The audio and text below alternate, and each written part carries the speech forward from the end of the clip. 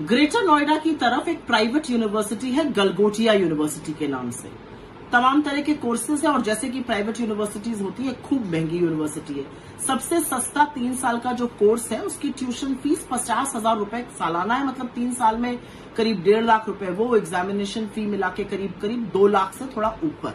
और इसमें मैं हॉस्टल की, रहने की, खाने पीने की फीस नहीं जोड़ रही हूं, तो एक महंगी यूनिवर्सिटी है। खैर, यहाँ के बच्चे आज कांग्रेस के दफ्तर धरना प्रदर्शन करने आए। हाथों में तख्तियां वगैरह ली हुई थी, कुछ नारेबाजी भी करने की कोशिश की जा रही थी। ये बच्चे इनहेरिटेंस टैक्स के खिलाफ प्रदर्शन कर रहे थे। वो इनहेरिटेंस टैक्स जो कांग्रेस के 48 पेज के मैनिफेस्टो का हिस्सा नहीं है, कांग्रेस की सोच का हिस्सा नहीं है। कांग्रेस के 55 साल के शासन में हमने कभी ऐसा नहीं किया। अलबत्ता 1985 में राजीव जी ने एस्टेट टैक्स हटाया था, लेकिन फिर भी ये बच्चे धरना प्रदर्शन करने के लिए आए थे। मेरा अपना मानना है व्हाट्सएप पर कुछ ज्ञान पढ़कर बीजेपी के किसी लग्गू बग्गू नेता के द्वारा ये यहां लाए गए थे। तब तक वहां पर पत्रकार Ashutosh Mishra India today group के पहुंच जाते हैं। वो कुछ सवाल पूछते हैं इन बच्चों से, बड़े प्यार से पूछते हैं। इनहेरिटेंस टैक्स क्या है, हमें नहीं पता। कांग्रेस का मैनिफेस्टो पढ़ा, हमें नहीं पता। क्यों आए हैं, हमें नहीं पता। तख्ती पर क्या लिखा है, तख्ती पर अर्बन नक्सल लिखा था, अर्बन मैक्सवेल पढ़ा जा रहा था। तो ये असलियत थी इन बच्चों की।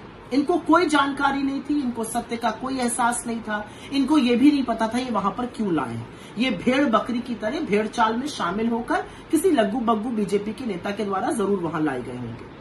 लेकिन इनको देखकर मुझे गुस्सा नहीं आया। कुछ लोग इनका मजाक भी बना रहे, मुझे तरस आया, मुझे चिंता हुई। और चिंता और तरस इसलिए हुई क्योंकि ये देश का भविष्य है। इनके हाथों में हिंदुस्तान का भविष्य है। इस जनरेशन को पता ही नहीं है कि सच और झूठ का अंतर क्या है। मुझे गुस्सा नरेंद्र मोदी पर आया, और इसलिए आया क्योंकि उन्होंने पूरी एक नस्ल को खराब करने का काम किया है।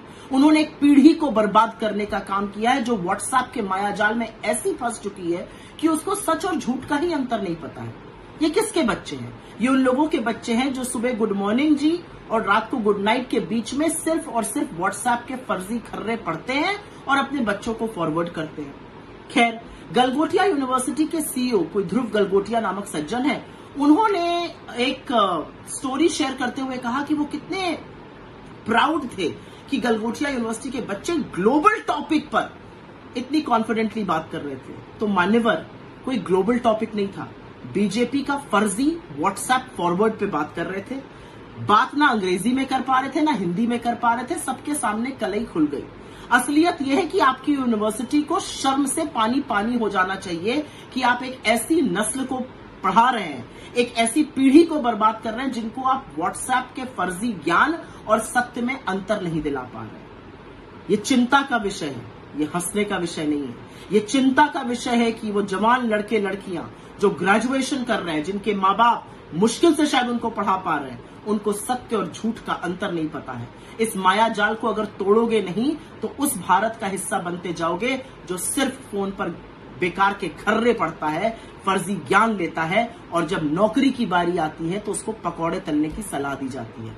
अभी भी वक्त है, जागिए, देखिए, सवाल पूछिए और देखिए कि आपके पास आसपास क्या हो रहा है। देखिए क्यों बेरोजगारी बढ़ रही है, पूछिए क्यों महंगाई नियंत्रण में नहीं है, पूछिए क्यों गरीबी बढ़ रही है, पूछिए क्यों मणिपुर प्रधानमंत्री नहीं जा रहे, पूछिए क्यों प्रज्वल रवन्ना जैसे आदमी के साथ प्रधानमंत्री खड़े हैं।